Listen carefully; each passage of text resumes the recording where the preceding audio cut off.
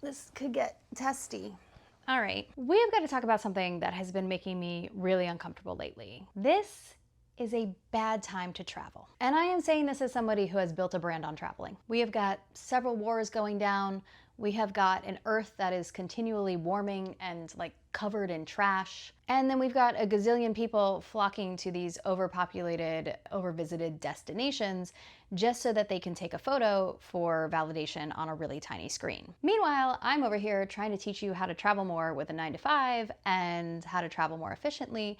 And I just keep asking myself, like, one question. Are we fucking this up? Let's talk about it. Also, granted, this is not my usual video. We're gonna try a little like coffee chat. This is a nice Vietnamese coffee. It's delicious. And I've got notes. So this is gonna be a little more casual than usual, but I like structure. So we're gonna do this in 4 chapters.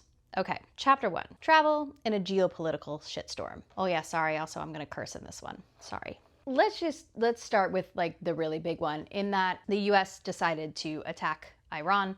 Well, the US and Israel decided to attack Iran, and chaos erupted in the region because I don't think anybody thought that Iran was gonna, strike back the way they struck back, and boy, did they strike back. Now, I think anytime you think about traveling to the Middle East, like in the US at least, people don't understand why you go. But the Middle East is an incredible destination. It's beautiful. So many of the people are warm. The culture is incredible. So it's a great destination.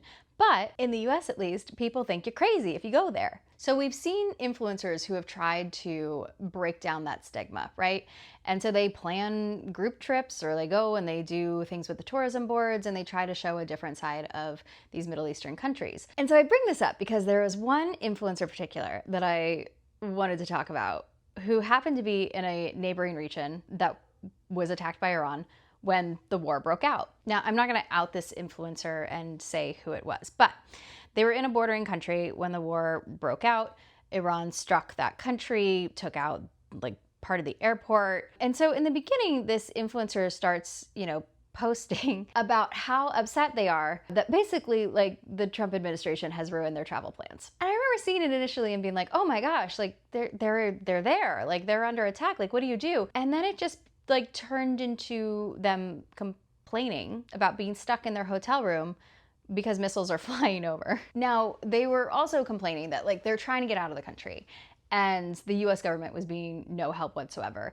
And, I think rightfully so. If, I don't like to pay taxes, more taxes than I have to, but I do agree that like putting our taxes to work rescuing citizens who are stranded abroad are, that's a good thing to spend money on. And so this influencer was like live vlogging everything from the region, live vlogging like how they're trying to get out of the region. They even wound up on like a major news network.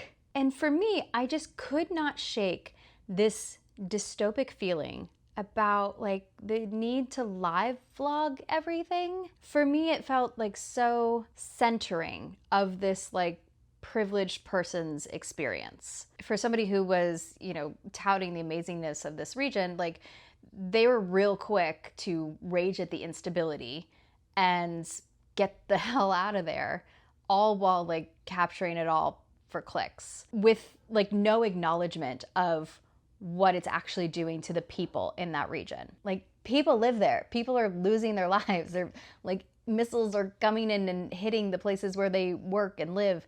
And you're just like raging against the government of not being able to get you home. It was incredibly unnuanced and like it was upsetting. It was weird and it was so frustrating. And I just don't like, I don't even know what the solution is there. So then like closer to home.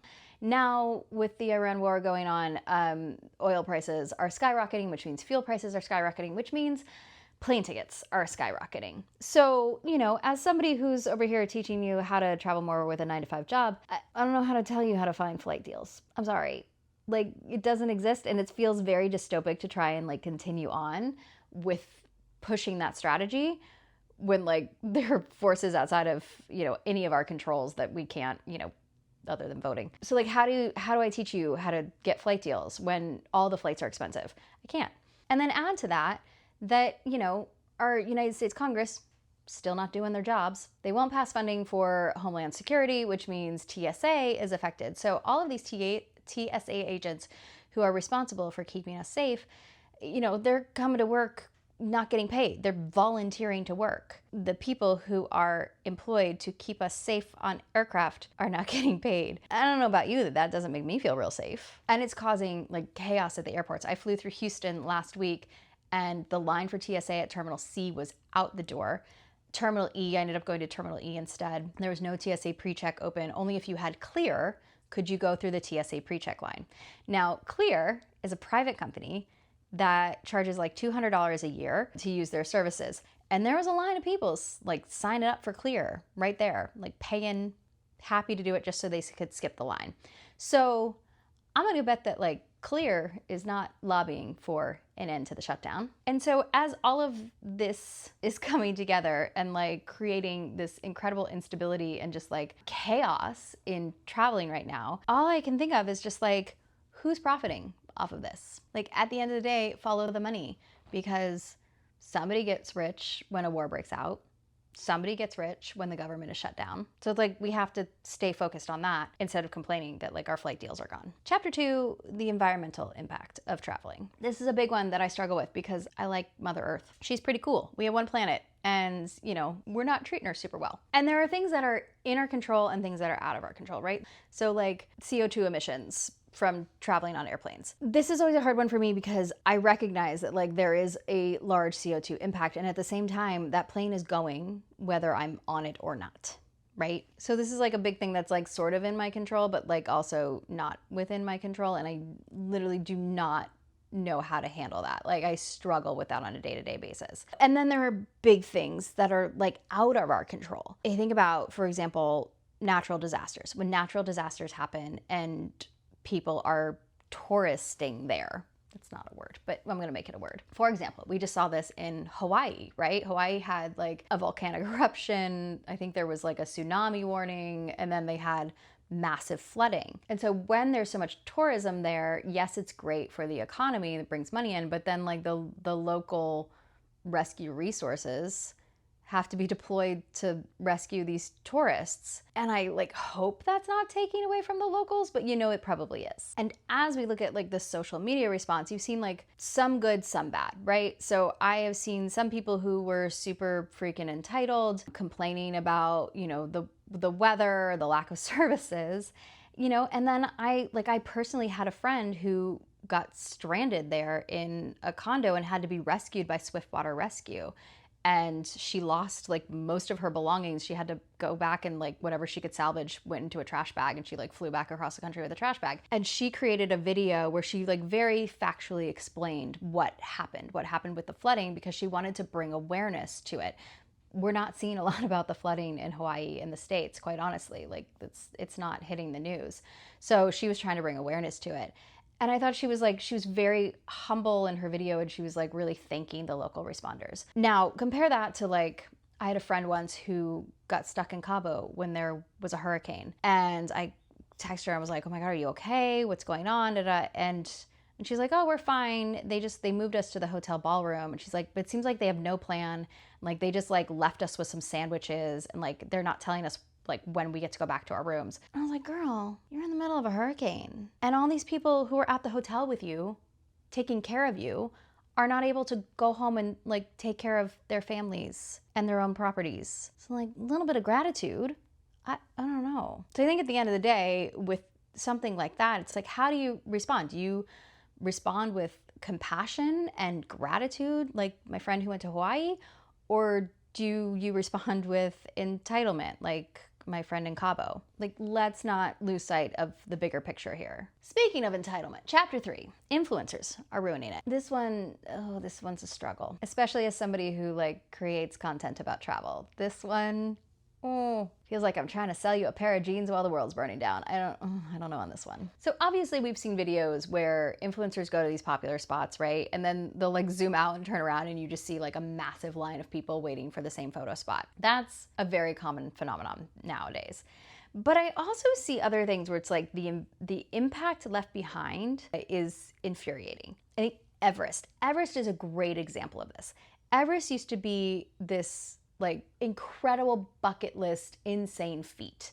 And now it has become like a thing you do if you have a lot of money and I guess are having a midlife crisis. Once upon a time, Everest, you like hired a local Sherpa and, kind of chanced it. And now they have these huge tour operators that you pay like over $100,000 to go climb Everest with.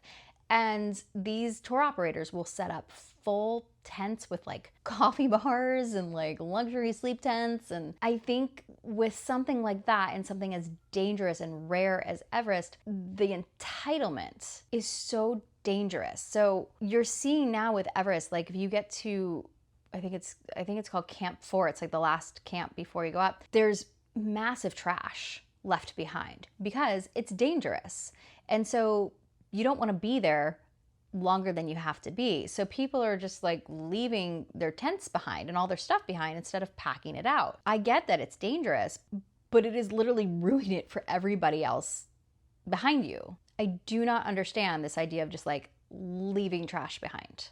I don't even leave trash behind when I go to like more remote destinations. Everything I bring in, I pack out, whether if I'm going to like safari in Africa, when I went to Maldives, like I didn't leave papers behind or anything because they don't have the resources to deal with it there. So I took everything home with me. I think when we travel, when you go somewhere new, you're supposed to leave a place better than you found it.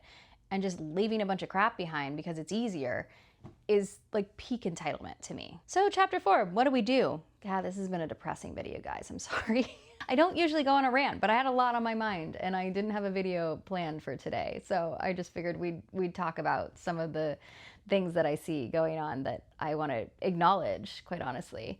Anyway, and I don't believe the answer is to stop traveling. I don't. One of the things that frustrates me the most about the war with Iran is the reputational damage it's going to do to the entire region, right? Like this makes us scared of that entire place. And instead of seeing individual countries and the nuance and the people, we see danger and we just lump that entire region under one category of like, don't go there. And it's the same when influencers overpopulate a destination. We stop seeing it as a place to explore and learn and experience, and we start seeing it as like a place we need to go take a photo so that we can put it on social media and like show everybody else how great we're doing. I really think that travel to experience, travel to learn, travel to support, travel to rest, that kind of travel is the panacea to all of this crazy. So as I was thinking about this, I thought of like 4 action steps that we can all take to try to mitigate this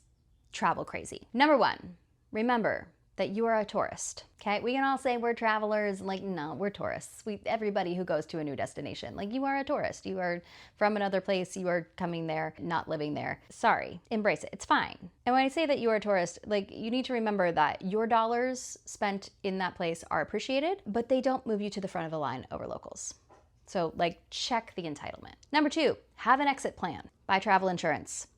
Maybe don't go to a region when the US says that there's like a level 4 travel advisory. Maybe plan a different trip. Have a plan for if things go wrong. Sign up for like one of the global rescue services if you are going to a high danger situation. And then, at the end of the day, like stop complaining about it on Threads. My God, if I have to read one more person complaining about how they didn't get the seat they wanted or somebody asking them to switch their seat on an airplane, I'm gonna scream. I just get over it. Holy cow. Okay, I'm spicy today, I'm sorry. Number 3, don't be a dick. Literally my life motto. Don't be a dick in your attitude, in what you buy, in what you leave behind, which should be like nothing but money. And there's lots of little things that you can do here, like use reef safe sunscreen. Don't leave trash behind. Don't buy cheap clothes that are just gonna fall apart after one wear. Support local businesses. Skip the daily maid service and like changing out your towels. Shut the tap off when you brush your teeth. Turn the lights off when you leave a hotel room, okay? And I know you're probably thinking like, does it really matter if I turn the light off when I leave my hotel room? But like, there are 1.5 billion travelers a year now, okay? Imagine if all 1.5 billion people didn't turn their light off before they left the hotel room. That's a lot of lights left on. That's a lot of energy. It's a lot of waste. That's bad. Just turn the light off. Action plan number 4, take the road less traveled. Like go in the off season. Go somewhere that people don't usually go. And have a realistic chat with yourself about like, why are you really going?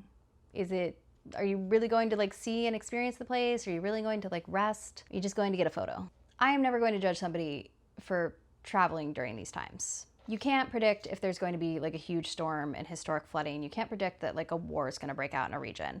So I'm not going to condone people who like jump on somebody's Instagram post or whatever and say, you know, you shouldn't have been there or should have known better or like go home, whatever.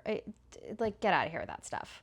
Unless you are taking photos with a drugged animal. Okay, just get all the way out of here with that. So like the solution is not to stop traveling because there is too much good stuff that comes out of it for you and for the world. But can we please, for the love of all that is holy, start doing it more respectfully and more responsibly? That's all I'm asking. I don't know. Thanks for hanging with me on this rant. What do you think? What do you guys think?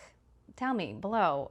I'm very curious if y'all are feeling this dystopia like I am. And then, you know, maybe go watch this video on 20 ways that travel changes you, like for the better. Okay, that was cheery. Until next time, go create a life you love. Oh, everybody's gonna hate that one.